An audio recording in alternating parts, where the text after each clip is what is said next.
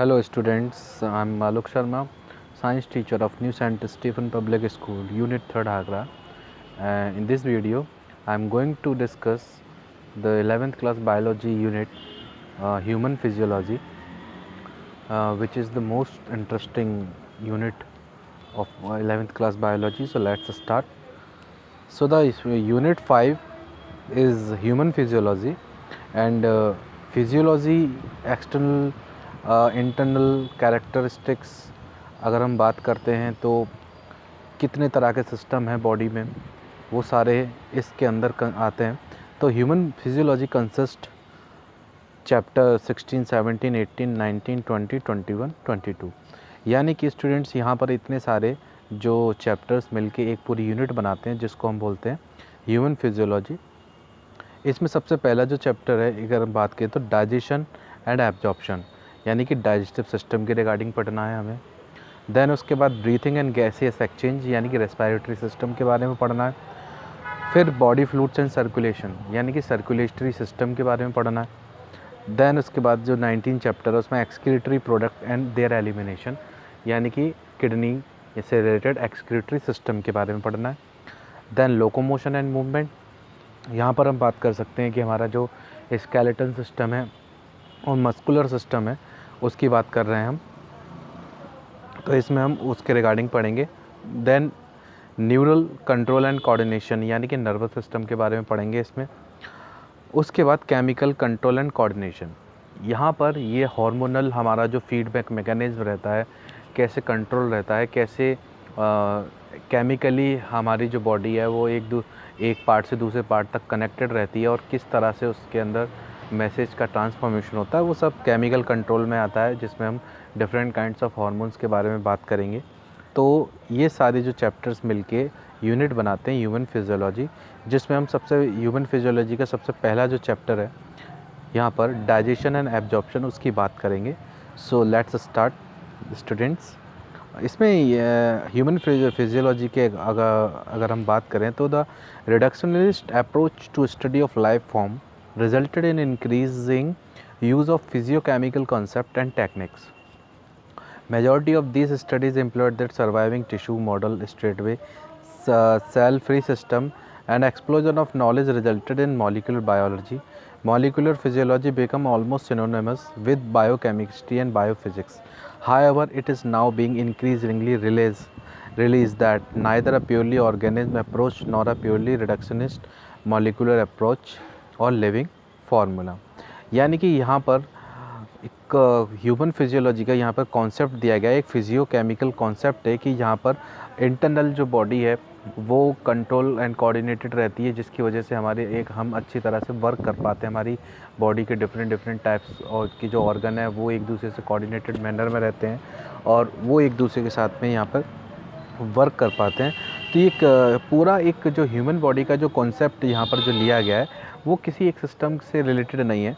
यहाँ पर जो सिस्टम पूरा है कि यहाँ पर ये circulatory system, skeleton system and body fluid, excretory system, इतने सारे जो सिस्टम है स्टूडेंट्स, ये सारे मिलकर वर्क करते हैं। और जब ये मिलकर वर्क करते हैं तो यहाँ पर ये एक पूरा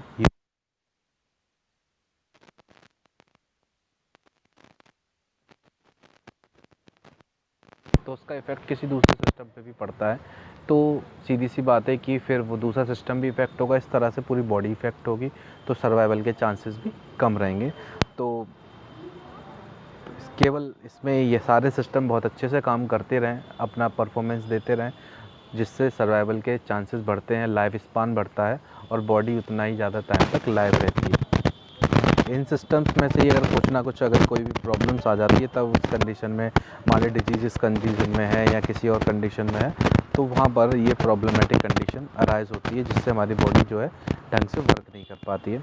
हम बात करते हैं कि इसमें जो पूरा एक मॉलिक्यूलर सिस्टम है, यानी कि अगर हम बात करें तो cells, tissues, organism and indeed population community, यानी कि सेल से टिश्यू बने, टिश्यू से ऑर्गन्स बने, ऑर्गन से एक पूरा ऑर्गेनिज्म बना, और जब ऑर्गेनिज्म बन जाते हैं तो पॉपुलेशन बन जाती है, और जब पॉपुलेशन जब एक साथ रहने लग जाती है तो वो कम्युनिटी कहलाती है।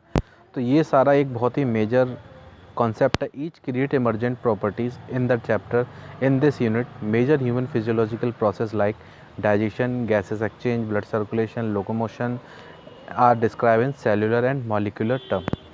इसको अब हम इसमें से हर चैप्टर को डिटेल स्टडी करेंगे, डिटेल पढ़ेंगे।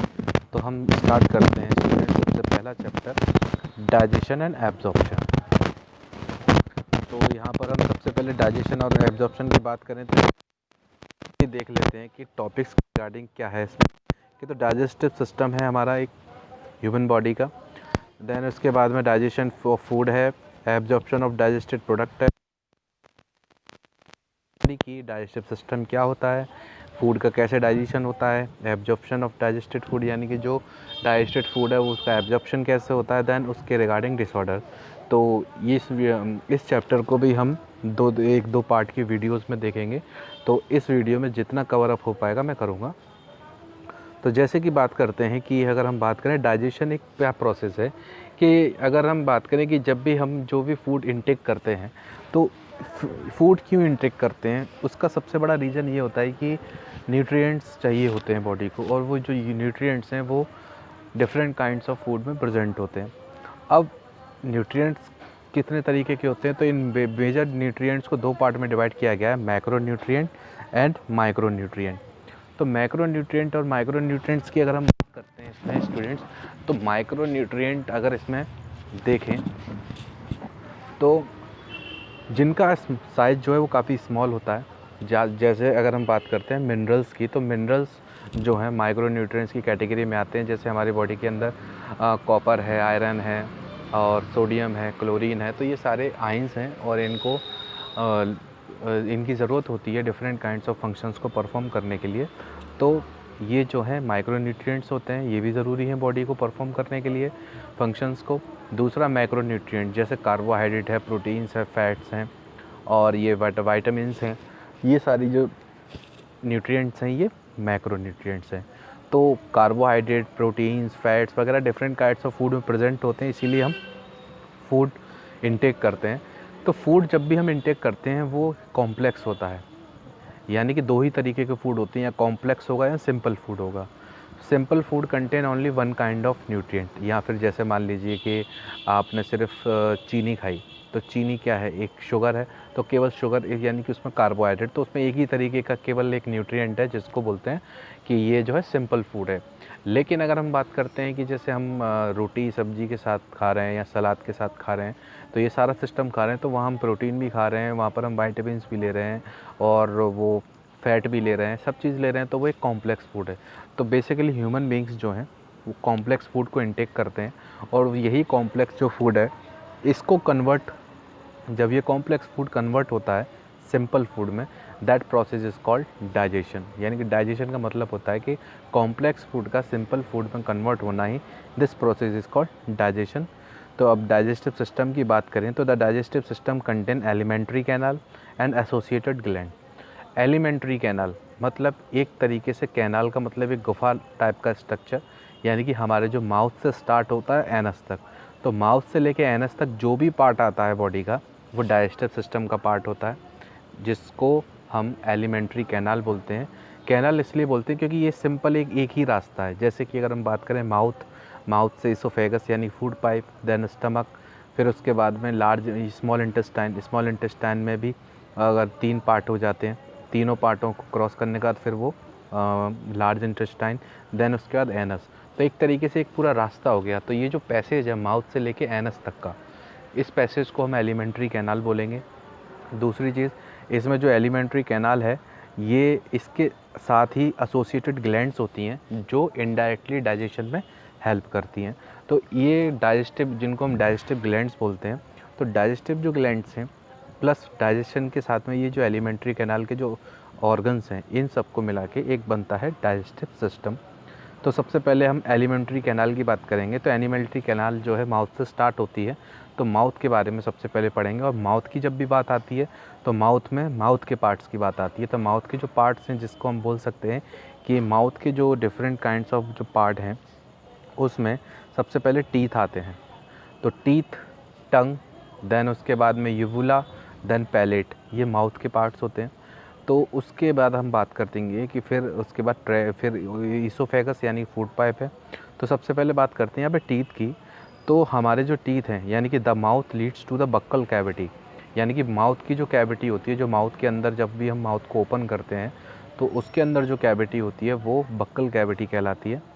और ये जो बक्कल कैविटी है, इस बक्कल कैविटी के अंदर the oral cavity has number of teeth, जब जिसमें काफ़ी सारे टीथ होते हैं, मस्कुलर टंग होती है, और हर जो टीथ है वो जॉ के अंदर एम्बेडेड होता है, यानी कि मसूड़ों के अंदर जो टीथ हैं हमारे लगे हुए रहते हैं। तो एक सॉकेट टाइप का स्ट्रक्चर बनाते हैं, एक अपर जॉ बना लेता है, एक लोअर जॉ, यानी ऊपर के दांत और ये नीचे के दांत, यानी माउथ के अंदर। तो यहाँ पर 2 सॉकेट हो गए हमारे। इस टाइप के अटैचमेंट को हम थीकोडोंट बोलते हैं। दिस टाइप ऑफ अटैचमेंट, यानी कि जो जॉ के साथ में, जॉ के अंदर जो टीथ जो फिट हैं, वो जो जॉ के साथ जो टीथ फिट हैं, इस अरेंजमेंट को थीकोडोंट बोलते हैं।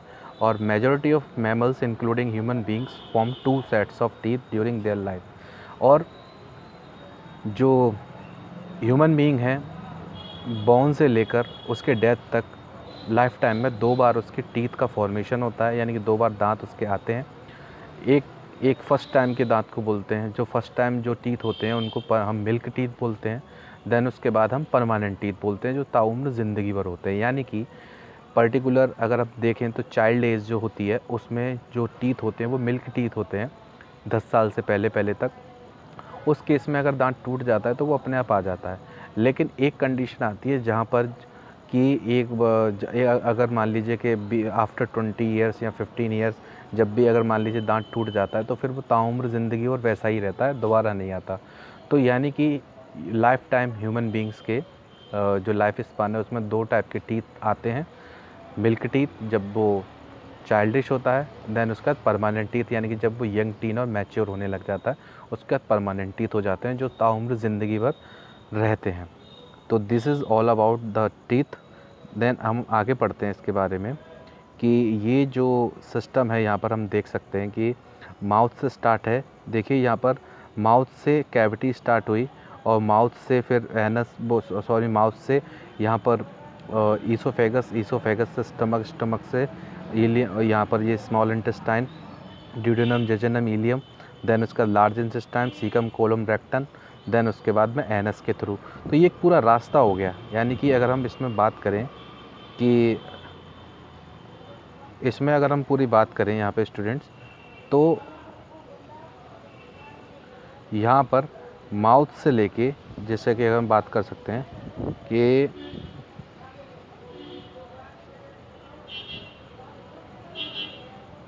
यहाँ पर माउथ की जो कैविटी है वो ओरल कैविटी है, और ओरल कैविटी के अंदर टीथ है, muscular organ, then submaxillary glands हैं।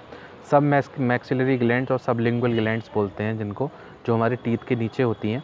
ये भी सलाइवा रिलीज़ करने में हेल्प करती हैं और बैक्टीरियल डिस्ट्रक्शन का भी वर्क करती हैं। देन उसके बाद पैरोटिड ग्लैंड है।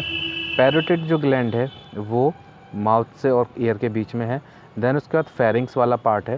फेरिंग्स वाला जो पार्ट है वो माउथ का एंडिंग पार्ट बोलते हैं। देन उसके बाद में फेरिंग्स वाले पार्ट के बाद में स्टार्ट हो जाता है ईसोफेगस, जिसको हम फूड पाइप बोलते हैं। फूड पाइप के बाद में यहाँ पर जो स्टमक है, स्टमक को भी 3 पार्ट में डिवाइड किया है, हम आगे पढ़ेंगे, कार्डियक, फंडस और बॉडी। 3 पार्ट में स्टमक को डिवाइड किया गया है। देन उसके बाद एसोसिएटेड जो ग्लैंड्स हैं जो इनडायरेक्टली हेल्प करती हैं डाइजेशन में, तो जिसमें लिवर, गॉल ब्लैडर, पैनक्रियाज, ये बहुत काफ़ी, these are the most important glands which releases different kind of juices which provide the digestion and help the digestion in the different kinds of complex nutrient to convert the simple nutrient of in the body.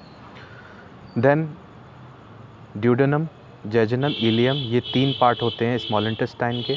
यानी कि small intestine start होती है duodenum से, then उसके बाद में middle part होता है जेजुनम, लास्ट पार्ट होता है इलियम। इलियम जो है कनेक्ट रहती है लार्ज इंटेस्टाइन के पार्ट से। तो लार्ज इंटेस्टाइन का जो पार्ट होता है उसमें अगर हम बात करते हैं तो सीकम से स्टार्ट होता है, तो सीकम, देन उसके बाद कोलोन 2 तरीके के होते हैं, असेंडिंग एंड डिसेंडिंग। तो असेंडिंग ये नीचे वाला, देन डिसेंडिंग कोलोन उसके साइड में जो हल्का सा इंक्लाइंड है ऊपर की तरफ है। ट्रांसवर्स कोलोन, ये जो ट्रांसफर वाला कोलोन बीच मिडिल वाला जो रीजन है, यानी कि सीकम, कोलोन, देन लास्ट वाला जो भी एनल कैनाल जो है, जिसको हम एनल कैनाल बोलते हैं, और लास्ट पार्ट जो है वो एनस है। तो ये एनल कैनाल के रास्ते होते हुए वेस्ट जो प्रोडक्ट है, जो डाइजेस्टेड फूड, जो वेस्ट फूड है, वो निकल के चला जाएगा बाहर एनस के थ्रू। तो this is the whole passage which is also called as alimentary canal.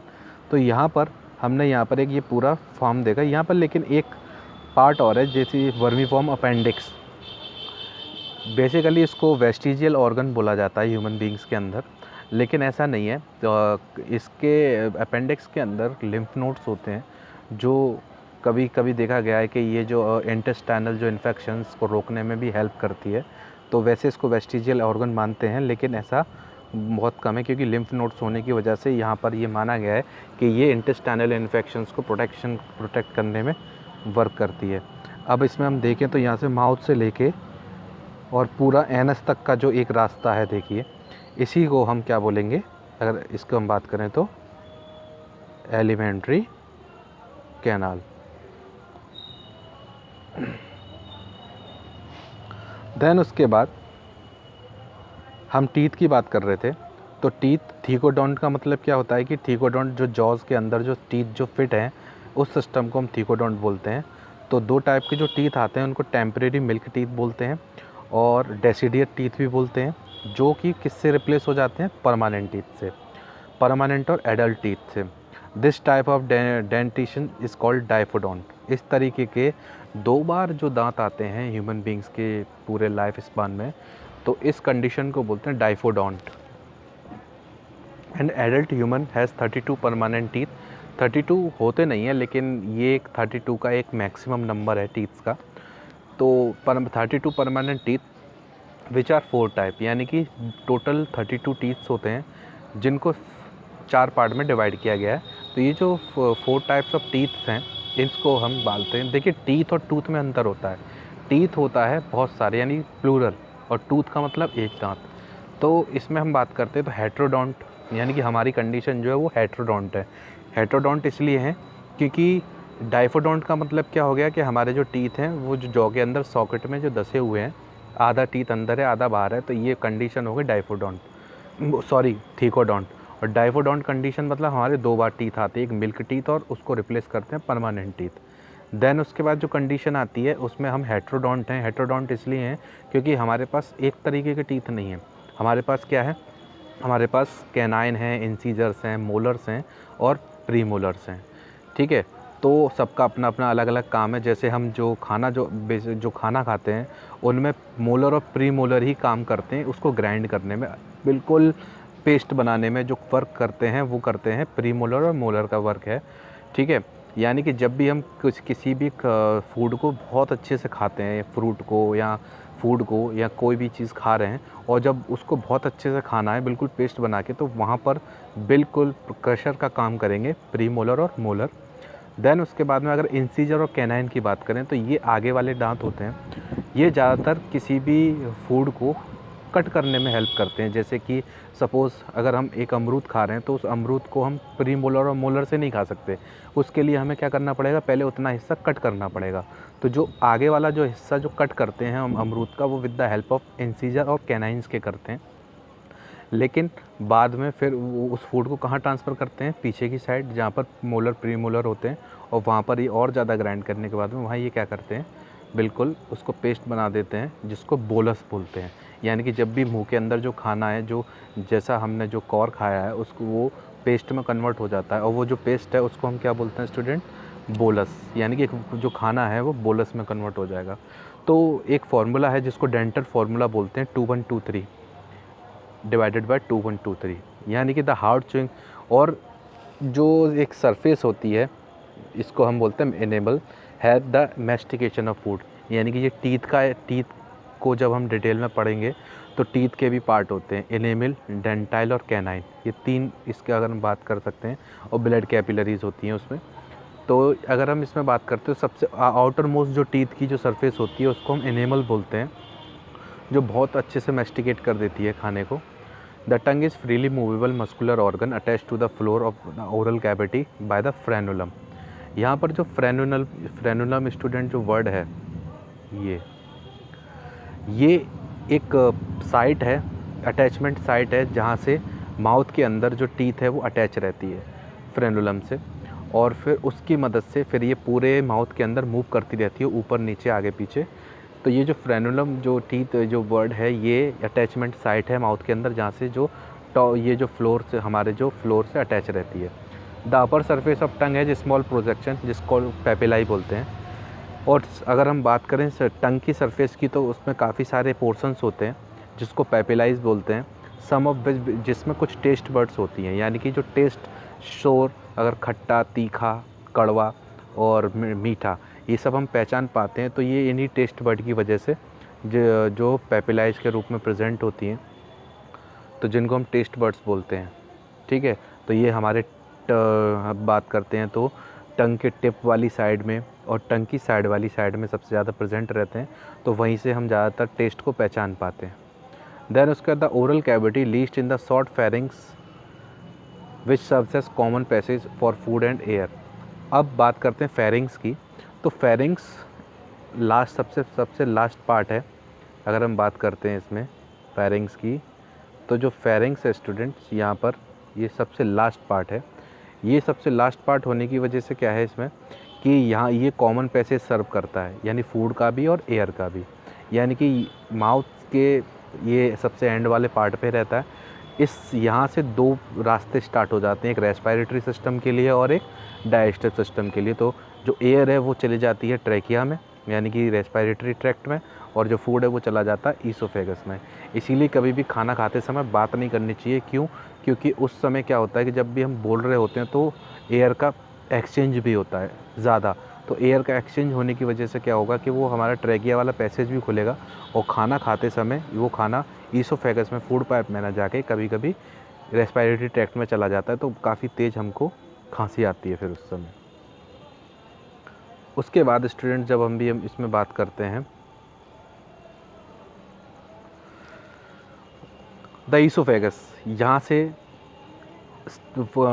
Ending हो जाती है इसकी फेरिंग्स की, वहाँ से ईसोफेगस स्टार्ट हो जाता है। ईसोफेगस एंड ट्रैकिया, जो मैंने बताया था कि ईसोफेगस को हम फूड पाइप भी बोलते हैं और ट्रैकिया को हम विंड पाइप बोलते हैं। तो यहाँ पर ये जो 2 1 2 3 का जो कॉन्सेप्ट है ये इसी का ही है। यानी कि अगर हम बात करें किस मॉडल में है, ये इंसीजर, कैनाइन, प्रीमोलर और मोलर, मतलब 2 इंसीजर और एक कैनाइन, और फिर 2 प्रीमोलर और 3 मोलर। इस तरीके से 2 1 2 3 2 1 2 3 का कॉन्सेप्ट है, जिसको हम डेंटल फार्मूला बोलते हैं। देन यहाँ पर देख सकते हैं कि ये जो अरेंजमेंट है टीथ का, देखिए आगे वाले इंसीजर, अगर इसकी बात करें तो यहाँ पे ये 3rd नंबर पे कैनाइन है, फिर उसके बाद में प्रीमोलर है और 3 मोलर हैं। ठीक है, इसी तरीके से फिर इस साइड से वही सिस्टम कि यहाँ पर भी वही सिस्टम है कि इंसीजर, कैनाइन, प्रीमोलर और मोलर, और इनको निकाल दिया जाए टीथ्स को तो ये सॉकेट्स होते हैं, जिसको हम जॉ बोलते हैं, जो मैंने बताया था थीकोडोंट वाली जो कंडीशन होती है। अब बात करते हैं कार्टिलेजियस फ्लैप कॉल्ड एपिग्लोटिस। अब यहाँ पे एक नया वर्ड आया स्टूडेंट्स, एपिग्लोटिस। ये क्या है? एपिग्लोटिस का मतलब क्या है? जैसे कि जब भी हम खाना खा रहे होते हैं तो हमारी बॉडी का ऑटोमेटिक रिफ्लेक्स एक्शन है, जिसको ये पता रहता है कि खाना सीधे फूड पाइप में ही जाना चाहिए, ना कि ट्रैकिया विंड पाइप में। अगर विंड पाइप में खाना जाएगा तो काफ़ी सीरियस कंडीशन हो जाएगी और वो बहुत ही ज़्यादा प्रॉब्लमेटिक कंडीशन अराइज कर देगा। इसलिए हमारी बॉडी के रिफ्लेक्स एक्शन को पता है, ऑटोनॉमिक नर्वस सिस्टम को पता है, तो जहाँ पर हमारा जो वो माइंड है वो कंट्रोल करता है इस चीज़ को। तो ट्रैकिया के ऊपर यानी विंड पाइप के ऊपर एक फ्लैप लाइप का कवर लाइक स्ट्रक्चर होता है, जिसको हम कार्टिलेजियस मसल्स का बना हुआ, टिश्यू का बना हुआ होता है, जिसको हम एपिग्लोटिस बोलते हैं। अब ये जो एपिग्लोटिस है ये क्या करता है? ये फ्लैप लाइक काम करता है कि ये उसको ढक लेता है विंड पाइप को, ट्रैकिया को, ताकि जो खाना है वो कहाँ एंटर करे? फूड पाइप में करे। तो it prevent the entry of food in the glottis. Then जो वॉइस बॉक्स हमारा है उधर, देन वहाँ से ट्रैकिया यानी कि फेरिंग्स लास्ट पार्ट हो गया। देन इसके बाद में एपिग्लोटिस के बाद लैरिंग्स वाला पार्ट स्टार्ट हो जाता है। लैरिंग्स यानी जिसको वॉइस बॉक्स बोलते हैं, जहाँ आवाज़ प्रोड्यूस होती है हमारी। देन उसका ट्रैकिया, ट्रैकिया के बाद लंग्स में ब्रोंकस, ब्रोंक्यूल्स और देन एल्वुलाई। ये जो सिस्टम है वो हम इससे नेक्स्ट वाले चैप्टर में पढ़ेंगे, रेस्पिरेटरी सिस्टम वाले में। फिलहाल एपिग्लॉटिस का वर्क क्या है, ये ट्रैकिया के ऊपर क्या करता है, कवर अप कर लेता है ताकि जो फूड है उसकी एंट्री विंड पाइप में ना हो पाए। Then opening of the wind pipe during the swelling. The oesophagus is the thin. अब ईसोफेगस क्या है, ईसोफेगस जो है, the oesophagus is a thin long tube which extend posteriorly passing through the neck, thorax and diaphragm. यानी कि ये हमारी गर्दन, चेस्ट कैविटी यानी थोरेसिस कैविटी, देन उसके बाद में हमारा जो स्टमक, इसको, और जो डायफ्राम में, डायफ्राम एक मस्कुलर लेयर है हमारे बॉडी के अंदर जो सेपरेट करती है थोरेसिस कैविटी को और एब्डोमिनल कैविटी को, यानी कि स्टमक और चेस्ट को सेपरेट करने वाला जो पोर्शन है उसको हम डायफ्राम बोलते हैं। तो जब भी हम सांस लेते हैं तो चेस्ट ऊपर की तरफ होते हैं और जब सांस रिलीज़ करते हैं तो चेस्ट नीचे की तरफ होते हैं, तो वो due to the diaphragm, movement of diaphragm. Then उसके बाद हम बात करते हैं कि जो ईसोफेगस है वो जे शेप्ड होता है। देन वो इसके बाद हम बात करते हैं जो एंटर कहाँ करेगा, जे शेप, जो स्टमक है वो जे शेप्ड ऑर्गन होता है, स्टमक को हम गैस्टर भी बोलते हैं। Then a muscular sphincter gastroesophageal regulates, this is the one, एक और मोस्ट इम्पॉर्टेंट वर्ड यहाँ पर है, गैस्ट्रो ईसोफेजियल। एक्चुअल में गैस्ट्रो ईसोफेजियल का मतलब क्या होगा, ईसोफेगस की जो एंडिंग है वहाँ से स्टमक की स्टार्टिंग है। तो ईसोफेजियल जो वर्ड लिया गया है वो ईसोफेगस से लिया गया है, और गैस्ट्रो जो वर्ड लिया गया है वो लिया गया है स्टमक से। यानी कि अगर जैसे देखा होगा काफ़ी डॉक्टर्स होते हैं जो गैस्ट्रोएंटरोलॉजिस्ट होते हैं, यानी कि स्पेशलिस्ट होते हैं। तो गैस्ट्रोएंटरोलॉजिस्ट का मतलब वो डॉक्टर जो है वो स्टमक के रिलेटेड बीमारियों में और इंटेस्टाइन से रिलेटेड बीमारियों में काफ़ी स्पेशलाइजेशन है, इसीलिए उनको गैस्ट्रोएंटरोलॉजिस्ट। तो गैस्ट्रो जब भी वर्ड आ जाता है it's related to the digestive system और importantly our stomach. Regulates the opening of oesophagus into the stomach, यानी कि यहाँ पर ईसोफेजियल स्पिंचर्स बोल सकते हो या गैस्ट्रो ईसोफेजियल स्पिंचर्स बोल सकते हो। स्पिंचर, यहाँ पर एक नया वर्ड आया है स्पिंचर। ये स्पिंचर का मतलब क्या होता है, जैसे कि हम देखते हैं कि जैसे पाइप में हम वाल्व लगा देते हैं और जब भी वाल्व को क्लोज़ करते हैं तो पानी रुक जाता है और वाल्व को खोल देते हैं तो पानी आना स्टार्ट हो जाता है। यानी कि this is which control the flow of the water in the pipe. तो इसीलिए लगाते हैं पाइप के आगे, जो वाटर के फ्लो को क्या करता है, फ्लो को कंट्रोल करता है। बिल्कुल उसी तरीके से ये स्पिंचर्स होते हैं, एक वॉल्व टाइप स्ट्रक्चर, वॉल्व होते हैं ये। स्पिंचर्स का मतलब वॉल्व भी होता है। तो ये स्टमक और ईसोफेगस के बीच में होते हैं, जहाँ से एंडिंग होती है ईसोफेगस की और स्टार्टिंग होती है स्टमक की, तो वहाँ पर ये प्रेजेंट होते हैं। एक्चुअल में इनका वर्क ये है कि जब भी हम खाना खा रहे होते हैं तो ये ओपन हो जाते हैं। जब सारा खाना खा चुके होते हैं तो फिर ये बंद हो जाते हैं, क्योंकि सारा खाना फूड पाइप के थ्रू स्टमक में जा चुका है। लेकिन स्टमक में जाने के बाद में ये बैक फ्लो ना कर जाए, पेट में से खाना दोबारा फूड पाइप के थ्रू माउथ में ना आ जाए, उस कंडीशन को रोकने के लिए ये स्पिंचर्स होते हैं जो क्लोज़ हो जाते हैं। और क्लोज़ हो जाने की वजह से ये जो खाना है वो बैक फ्लो नहीं हो पाता स्टमक से। So it is the function of gastro oesophageal valves और oesophageal sphincters which regulates the opening of oesophagus into the stomach. ठीक है। देन उसके बाद अब बात करते हैं स्टमक वाले पार्ट की। तो मैंने बताया जो स्टमक का जो 3 पार्ट होते हैं, स्टमक को 3 पार्ट्स में डिवाइड किया जाता है, जिसको हम बोल सकते हैं कि कार्डियक, फंडस और पाइलोरिक। कार्डियक पार्ट इसलिए बोलते हैं क्योंकि ये हार्ट के पास होता है थोड़ा सा। जो पार्ट जो है हार्ट के पास होता है उसको हम कार्डियक पार्ट बोलते हैं, और जो रीजन जो है मिडिल रीजन फंडिक होता है, और पाइलोरिक रीजन जो होता है वो स्मॉल इंटेस्टाइन के पास होता है। तो देखिए यहाँ पर पाइलोरिक वाला जो रीजन है वो स्मॉल इंटेस्ट, जहाँ पर सबसे लास्ट पार्ट स्टमक का पाइलोरिक बोलते हैं। तो पाइलोरिक पार्ट के बाद में स्मॉल इंटेस्टाइन स्टार्ट हो जाती है। तो यानी कि यहाँ पर भी वॉल्व्स होंगे, क्योंकि खाना जो है 4-5 घंटे स्टमक में डाइजेस्ट होता है, उसके बाद इंटेस्टाइन में जाता है। तो यहाँ पर पाइलोरिक वॉल्व्स होंगे या पाइलोरिक स्पिंचर्स बोलते हैं, जिससे कि क्या होता है कि ये स्मॉल इंटेस्टाइन को और स्टमक के रास्ते में होते हैं जो कि क्लोज रखते हैं, ताकि जो खाना इस फूड पाइप के थ्रू तुरंत स्टमक में आया वो तुरंत स्मॉल इंटेस्टाइन में ना चला जाए। तो जब भी खाना हम खा चुके होते हैं तो दो तरीके के वॉल्व्स एकदम क्लोज हो जाते हैं। गैस्ट्रो ईसोफेजियल वॉल्व्स जो फूड पाइप और स्टमक के बीच में प्रेजेंट होते हैं, और फिर पाइलोरिक वॉल्व्स जो स्मॉल इंटेस्टाइन और स्टमक के लास्ट पार्ट के बीच में होते हैं। तो ये दोनों वॉल्व्स क्लोज हो जाते हैं, खाना 4-5 घंटे डाइजेस्ट होता रहता है स्टमक के अंदर।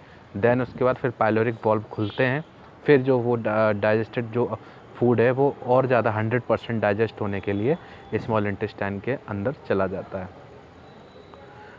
तो this is the function of pyloric valves. अब बात करते हैं कि which opens into the first small intestine. Small intestine is distinguished into 3 regions. U shaped duodenum, अगर हम बात करें तो यू शेप यानी स्मॉल इंटेस्टाइन यू शेप में अरेंज रहती है। तो duodenum, a long coiled middle portion jejunum, और हाईली कॉइल्ड इलियम इज, यानी कि अगर इसमें बात की जाए तो ड्यूडेनम, जेजुनम और इलियम।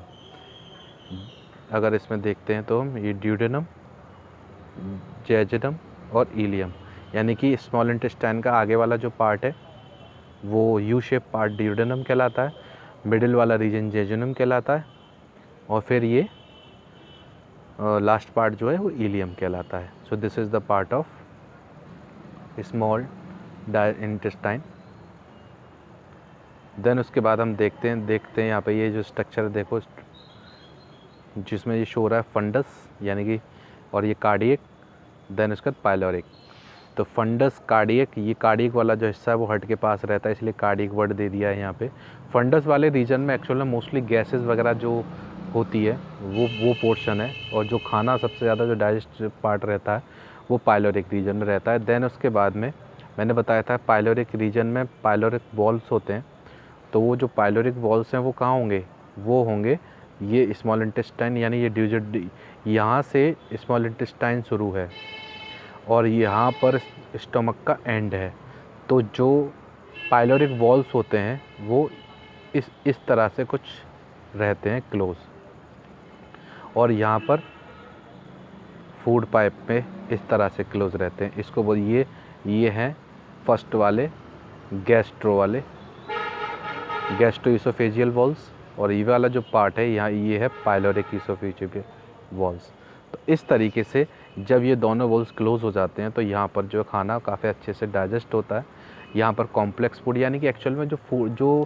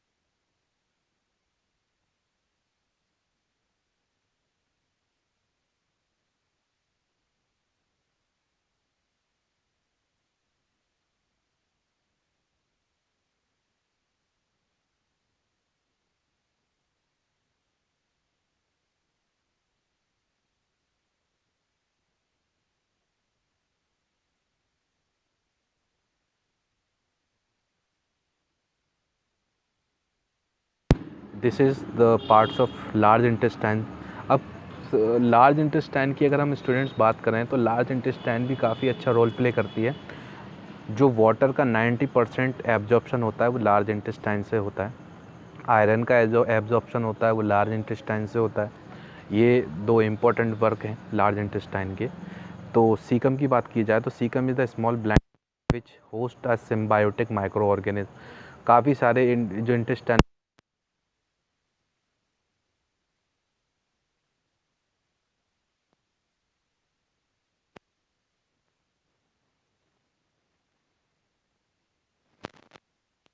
में सर्वाइव करते हैं, एक म्यूचुअल रिलेशनशिप रखते हैं। यानी कि वो हमारी बॉडी से न्यूट्रिशन लेते हैं, लेकिन बदले में बहुत कुछ हमारी बॉडी के हमारे स्मॉल इंटेस्टाइन की पीएच को मेंटेन रखते हैं, लार्ज इंटेस्टाइन की पीएच को मेंटेन रखते हैं, और भी काफ़ी सारे वर्क हैं जो ये हमारी बॉडी के अंदर करते हैं। तो इस तरीके से एक सिम्बायोटिक रिलेशनशिप रखते हैं। तो ये मोस्टली सीकम वाले पार्ट में होता है। A narrow finger-like tubular projection, the vermiform appendix, which is vestigial organ, जो अपेंडिक्स के बारे में मैंने अभी आपको समझाया कि वेस्टिजियल ऑर्गन है, पर इसके अंदर लिम्फ नोड होने की वजह से ये कहीं ना कहीं हेल्प करती है इन्फेक्शन को मतलब कि अगर बात करें तो रिमूव करने में। The caecum open into the colon divided into 3 part, ascending colon, descending और ट्रांसवर्स कोलोन। तो ये तीनों मैंने बता दिया, असेंडिंग, डिसेंडिंग और ट्रांसवर्स का मतलब। देन ये ओपन होता है रेक्टम में, यानी कि अगर देन उसका एनस जो पार्ट है, एनस वाले जो पार्ट में अगर हम बात करते हैं तो एनस वाले पार्ट में सारा जो वेस्ट मटेरियल जो एनस और उसके कोलोन के बीच में जो एनल कैनाल है, इस एनल कैनाल में ये वो पैसेज है, यहाँ पर लिम्फ नोड्स भी होते हैं। तो यहाँ से होते हुए एनस के थ्रू होते हुए जो वेस्ट प्रोडक्ट है वो पास आउट हो जाता है।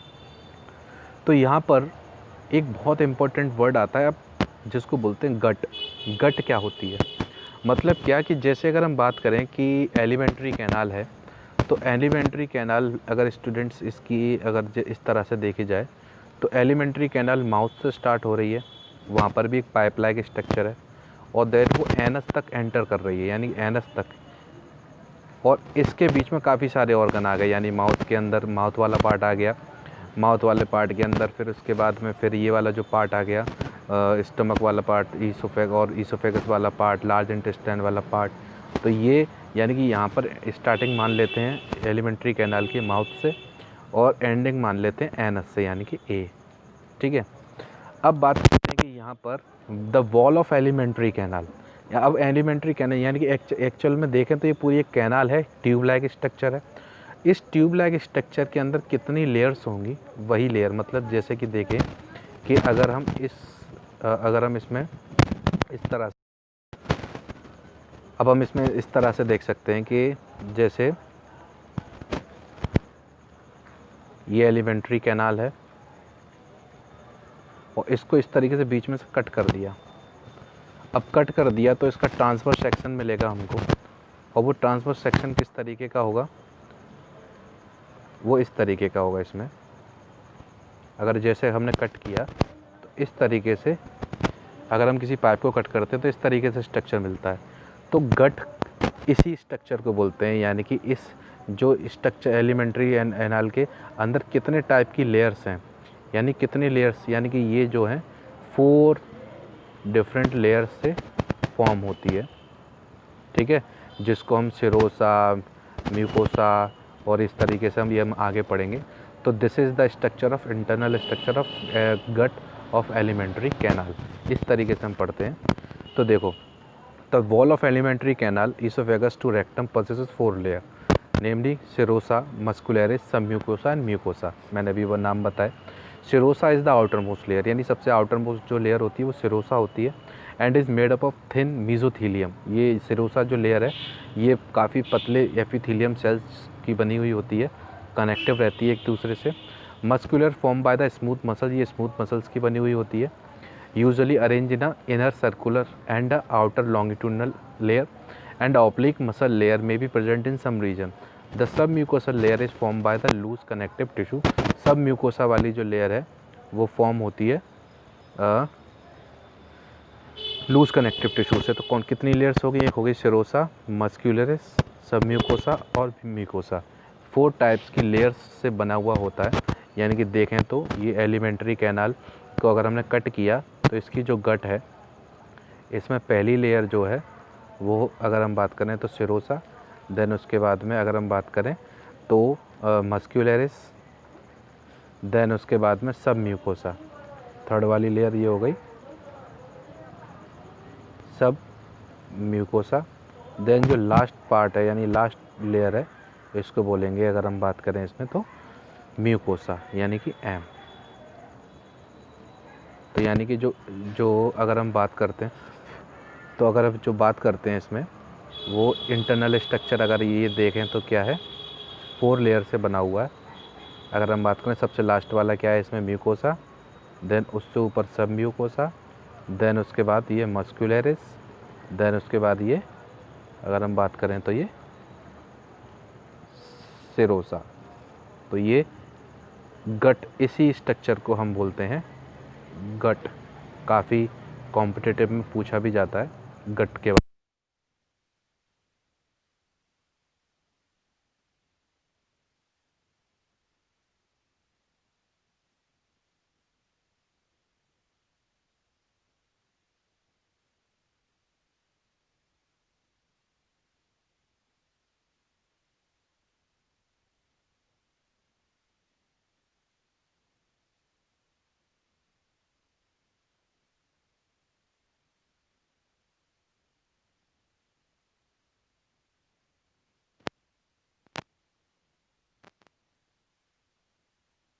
और गट मैंने बता चुका हूँ, गट का स्ट्रक्चर क्या होता है कि जो इसमें जो हम ट्रांसफर सेक्शन इस तरीके का तो जो देखते हैं। सो स्टूडेंट्स, आज इतना ही। कल हम पढ़ेंगे इसके जो पैर जो हम साइड ग्लैंड्स हैं जो वर्क करती हैं, जो हेल्प करती हैं इसको मतलब कि और ज़्यादा डाइजेशन में। तो अभी हमने सिर्फ इसके पार्ट्स पढ़े हैं डाइजेस्टिव सिस्टम के, कि इसमें हम कितने तरीके से कितने तरीके के ऑर्गन्स होते हैं, सबका वर्क क्या है, एलिमेंट्री कैनाल क्या है, गट क्या होती है, कितनी लेयर्स होती हैं, फंक्शंस क्या होते हैं सबके। लेकिन अब हम इनके बारे में पढ़ेंगे कि इसमें हर उसका फंक्शन क्या है, स्टमक में ग्लैंड्स कितनी हैं, हर ग्लैंड का वर्क क्या है और हर वर्क का फंक्शन क्या है। इस तरीके से हमने यहाँ पर ये टीथ्स के बारे में, कितने टाइप्स ऑफ टीथ्स होते हैं और कितने तरीके के यहाँ पर ये जो डाइजेस्टिव सिस्टम में पार्ट्स होते हैं। सो this is all about the first part of the video of human digestive system. So thank you students, watch this video.